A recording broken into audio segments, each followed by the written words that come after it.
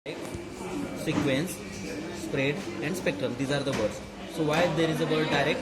Because there will be a multiplication of the data with the PN sequence. Data with the PN sequence. And then this will be modulated with the help of your BPSK modulation. That is what it is, coherent modulation. Why BPSK again? We'll try to elaborate. Okay. On the receiver side, what we need again, the demodulation process as same as that of your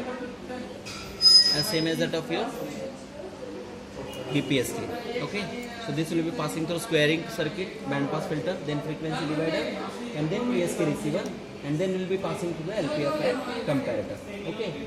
But the main thing about the receiver multiplier is that the same thing. That means this is again, can we have this diagram as a BPSK demodulator? Can we have this procedure, demodulator procedure? And then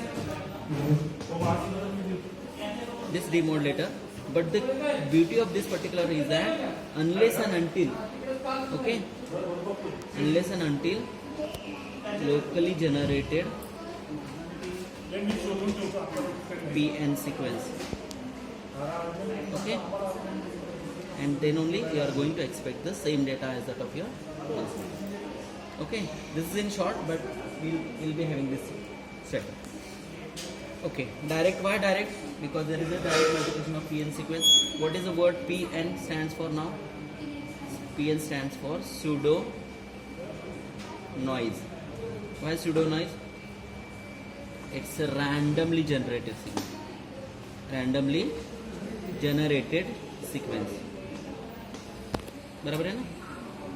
Why we need a randomly generated sequence? Because basically the application of DSSS BPSK